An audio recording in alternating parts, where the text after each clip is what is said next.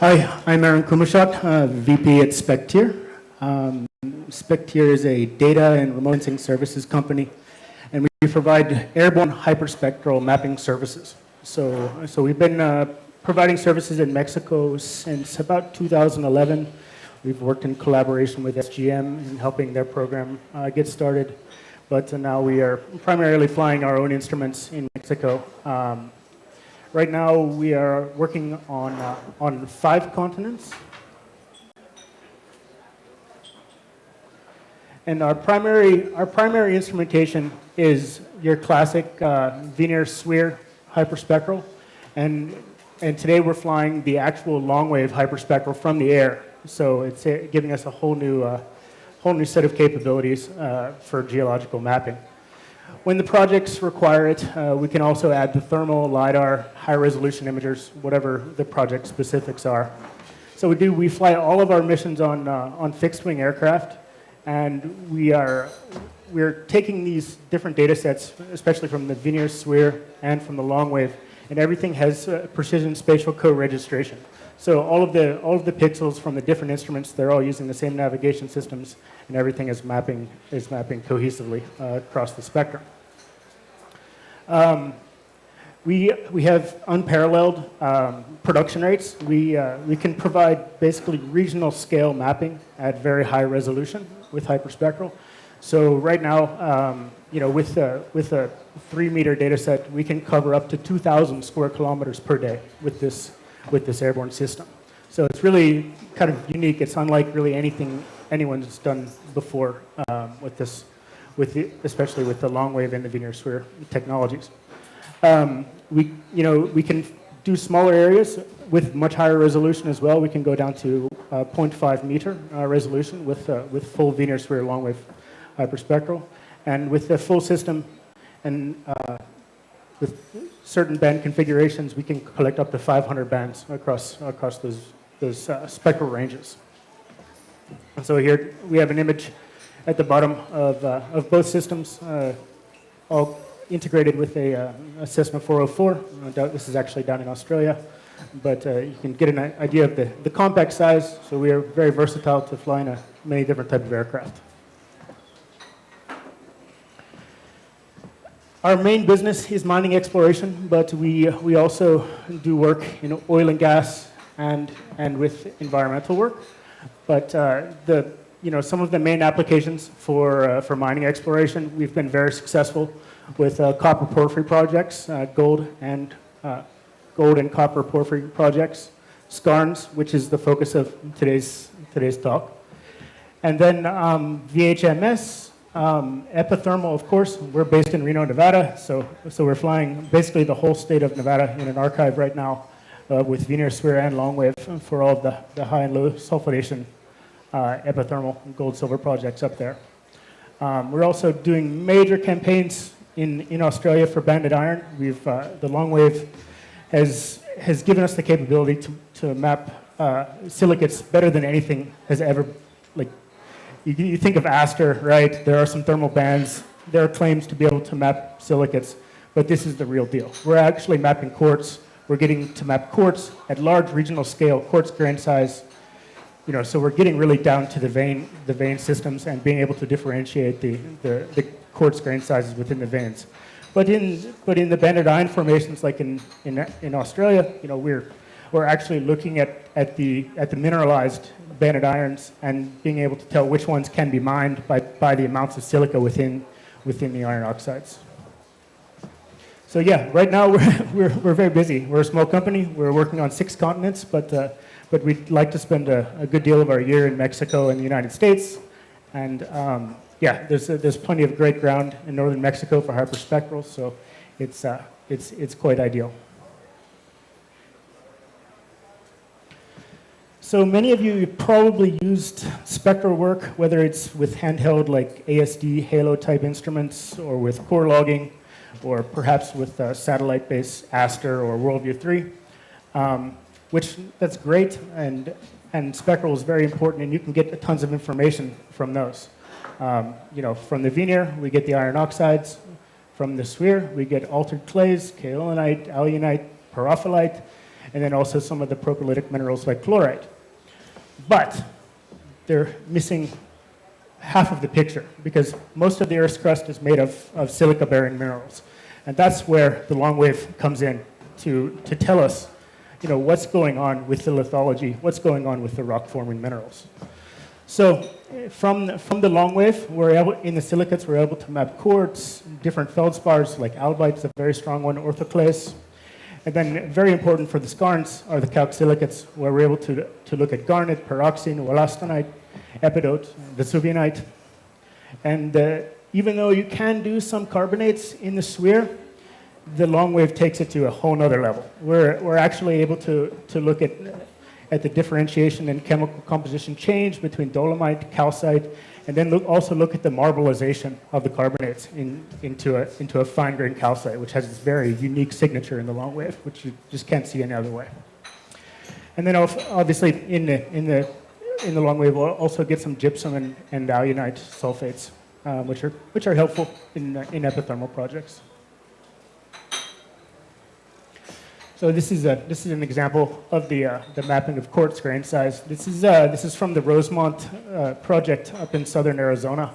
I believe a company just freed that up. But yeah, so we're able to look at the quartz grain size, and that's all based on the ratio between a couple of these bands, between 8.2 and 8.9 microns. So we look at the relationship of those two absorptions within the emissive spectrum, and we can tell the grain size. Much like Jorge was explaining earlier from TerraCore, the TerraCore unit, it works in a reflective space, so all of the signatures are flipped upside down from what you're seeing here. So this is probably the first time some of you have seen what emissive signatures look like in the thermal range of the spectrum. So yeah, you can see some of the variation of the quartz grain size, with the smaller grain into the green and blue, and the larger grain size in the red. So some of the key characteristics for the skarns for mapping the long wave. Long wave is the only thing that can detect the silicates and calc-silicates.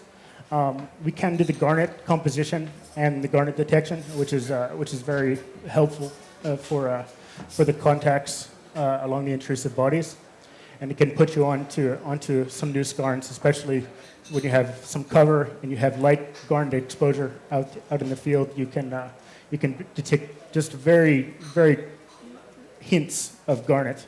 We've done this in Peru and had some brand new discoveries in Peru recently. So, and then the detailed carbonate mapping, like I was mentioning.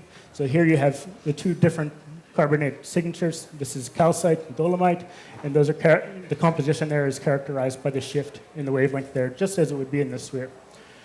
But then, when things go to marble, this whole feature flips upside down. And being able to map that flip is crucial to being able to map the marbleization. So then we have, this is the garnet signature. It also has a hint of, you can see that there's some similarity between the garnet signature and the fine-grained calcite.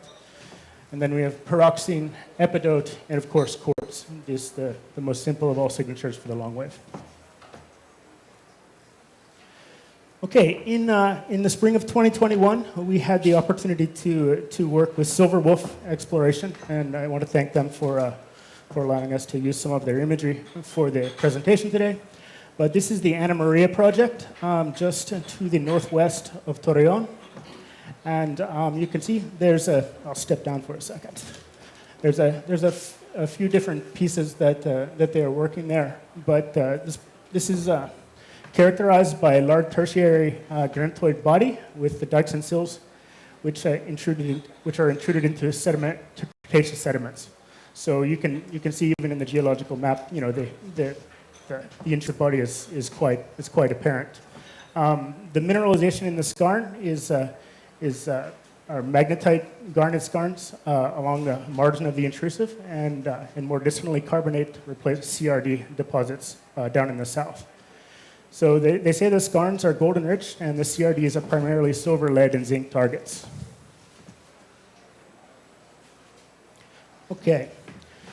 So here are a couple of the couple of mineral maps we produced for the project.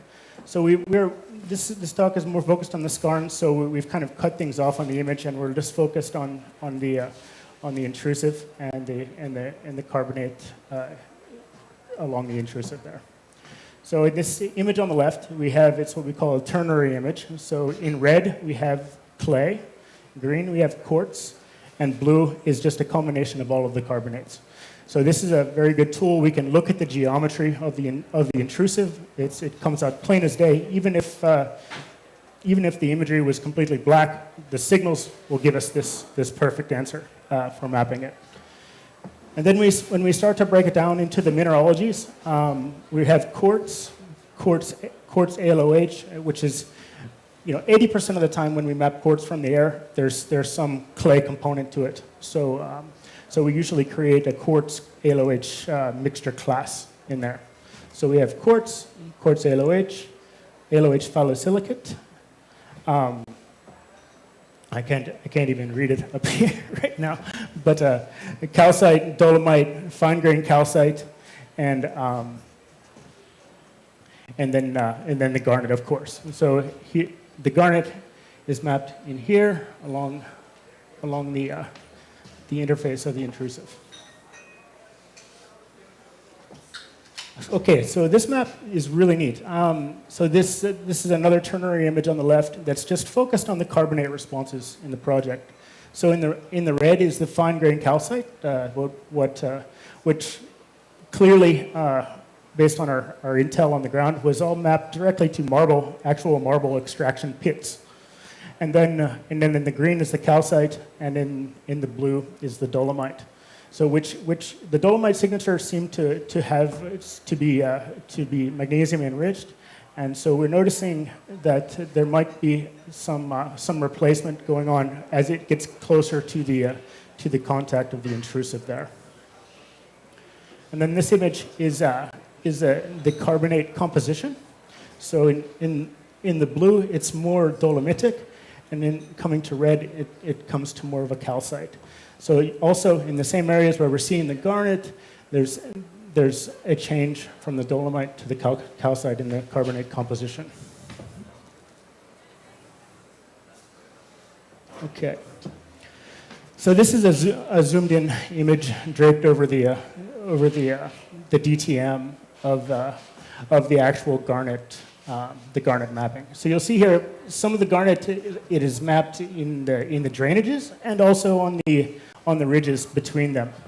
And lastly, there is some garnet mapped farther back into the intrusive, which may indicate some other more permeable targets outside of the quartz or the sedimentary package there.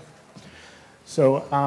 When we map plenty of garnet, we can also look, as Jorge talked about earlier, we can look based on this shift between about 11.1 and 11.6 microns. We can see the shift from grossular to androditic garnets. So a quick summary of the results from Anna Maria. Airborne long wave is perfectly fit to map out garnet in skarn bodies. We've done it all over the world. Primarily, best results have been in Peru and in Mexico so far. We've done some nice work in southern Arizona, but yeah, it's proven very effective, and most of our major clients have taken it up globally as a key tool for putting them on the new skarns.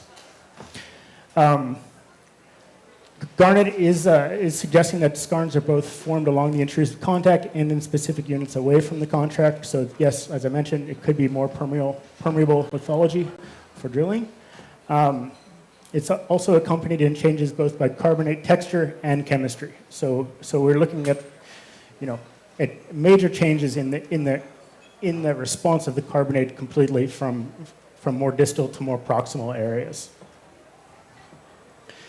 And then the fine-grained calcite, we knew this already, but yeah, it's very closely associated with the marble quarries, and yeah, we're quite confident that we're able to map marbleization just about anywhere. So that's what I have. Thank you very much.